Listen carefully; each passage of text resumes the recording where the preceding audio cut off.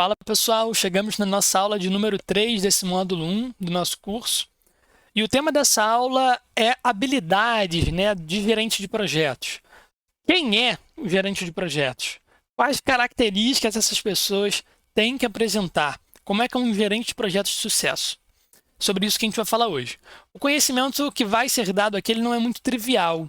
Talvez você não tenha, como você tinha lá na definição de um projeto, definição de gestão de projetos, talvez você não tenha um pré-conceito sobre como é que se desenha esse conjunto de habilidades. Então, eu te peço muita atenção, papel e caneta na mão, papelzinho disponível aí para você anotar bastante, tá? Você tem que ser participativo no seu conhecimento. Vamos lá, pessoal.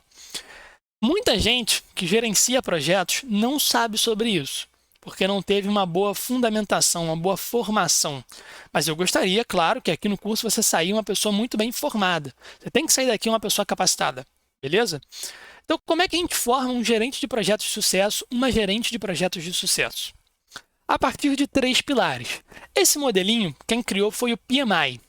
É o mesmo instituto lá do PMBOK que eu te apresentei, o PMBOK 7, PMBOK 6, 5. É o mesmo instituto que escreveu esses livros, esse guia de boas práticas, escreveu muitos outros também. Tá? É um instituto muito importante para o gerenciamento de projetos, beleza? O nome desse modelo é Talent Triangle, é triângulo de talentos, beleza? Ele tem 3 pilares. 3 faces aí desse triângulo. A gente tem técnica de gerenciamento de projetos, a gente tem liderança e a gente tem gestão estratégica e de negócios. Cada uma dessas coisas tem muitas diferenças entre si, por isso que são lados diferentes do triângulo.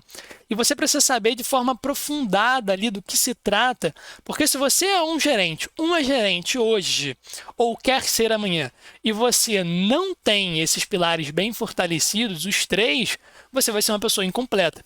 E o seu projeto está sobre grandes chances de falha. Legal?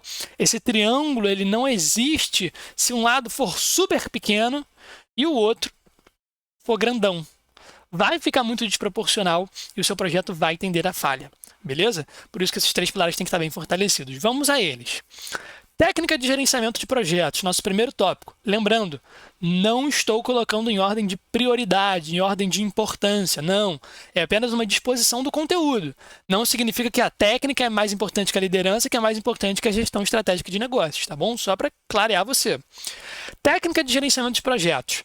Métodos, frameworks e técnicas relativas a projetos, programas e portfólios. Ora, técnicas, métodos, frameworks são coisas que a gente utiliza no dia a dia de um projeto para facilitar a sua gestão. Então, quando você está fazendo, por exemplo, um cronograma, você está fazendo uso da técnica de gerenciamento de projetos. Quando você está fazendo uma elaboração de requisitos, produzindo uma EAP, uma estrutura analítica de projeto. Quando você está elaborando uma matriz de risco, quando você está tomando conta do custo do seu projeto, está avaliando o retorno do seu projeto para o cliente. Tudo isso, pessoal, são técnicas de gerenciamento de projetos. Assim como o Scrum, por exemplo, que é um framework, que também serve para gerenciamento de projetos, beleza? Então, são esses tipos de técnica que a gente está falando, tá? Liderança, habilidades e comportamentos necessários para orientar, motivar e dirigir uma equipe, para ajudar uma organização a atingir seus objetivos de negócio. Ora, se você sabe muito sobre análise de risco, se você sabe muito sobre gestão de custos e sobre cronograma, mas você não sabe nada sobre como lidar com pessoas, parabéns, o seu projeto vai ser uma falha. Então, por favor, pense no mesmo nível de importância. Quando você estiver se especializando numa análise de riscos muito intensa, muito detalhada, se especialize também na frente de pessoas. Porque essas 2 coisas são igualmente importantes para gerir um projeto. Tá certo? Gestão estratégica de negócios. Conhecimento e a experiência no setor e na organização que aprimoram o desempenho e oferecem melhores resultados de negócio. Para conseguir te explicar essa parte, eu vou dar um exemplo muito bacana. Você, daqui a algum tempo, assim que terminar o curso, fizer algumas especializações, vai estar gerenciando projetos, se você já não gerencia hoje.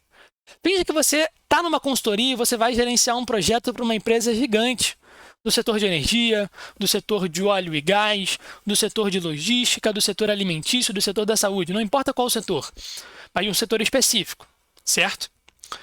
É interessante que você detenha o conhecimento de setor daquela empresa. Ou seja, Se você, meu caro, está fazendo um projeto na Petrobras, na Shell, na Taesa, na JBS, no Mercado Livre, é importante de você ter conhecimento, por exemplo, da logística, do setor alimentício, ter conhecimento do setor de energia e transmissão, ter conhecimento sobre óleo e gás. Por quê? Esse conhecimento tende a melhorar a sua gestão de projetos, tende a fazer com que ela seja mais inteligente, mais efetiva. Faz também com que a galera que está no seu time de projeto tenha um senso um pouco melhor. Sabe no que está trabalhando, por que está trabalhando, como é que aquilo se conecta com a dinâmica do setor, com o ecossistema no qual aquela empresa está inserida. Então, é muito importante que você saiba sobre o setor. Isso vai melhorar os seus resultados no gerenciamento de projetos.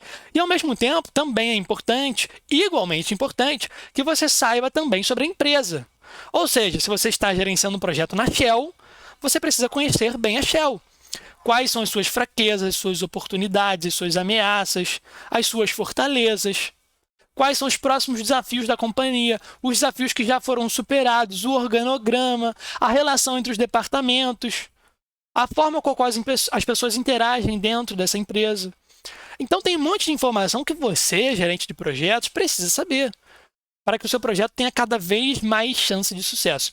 Ora, se você está, por exemplo, implantando um sistema novo numa empresa dessas que eu citei, poxa, é muito importante que você conheça a dinâmica dessa empresa. Senão você vai implementar o sistema às cegas. Você vai estar fazendo o seu trabalho, o beabá do seu trabalho, mas provavelmente o resultado você não vai ter. Beleza? Então é muito importante você se atentar a esses 3 pilares, tá? Esse é um conhecimento que é muito importante. Mas perceba, esses 3 pilares do triângulo de talentos que eu acabei de te apresentar, eles se comportaram diferente ao longo da história do mundo. É óbvio que na primeira revolução industrial a gente tem o pilar de liderança, né, que lida muito com pessoas, fraco. E talvez o pilar ali de gestão estratégica e de negócios um pouco tímido. Porque a gente não tinha lá atrás uma relação setorial, né, uma interação entre as empresas no mesmo setor muito forte. A gente não tinha tanta competitividade para ser necessário você conhecer muito sobre o setor, sobre os seus players e tal. Então é muito importante que você entenda que isso vem aumentando ao longo do tempo. Essa necessidade de ter 3 pilares bem fortalecidos, ela cresce com o passar do tempo. Na primeira Revolução Industrial, o principal marco ali, né, são as relações de trabalho marcadas pela exploração, pelo ser precário ali não tem esse triângulo tão bem desenhado. Quando a gente vai avançando com a introdução da gestão científica, né, do pensamento científico na segunda Revolução Industrial, vão surgindo depois novos métodos de gestão, que vão aprimorando a maneira com a qual a gente trabalha as pessoas, com a qual a gente olha os clientes, com a qual a gente olha os competidores. Então, são coisas que vão acontecendo na história da humanidade, que vão mudando a forma com a qual a gente gerencia projetos.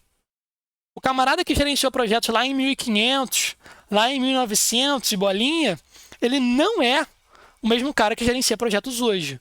E se tende a falha. Beleza?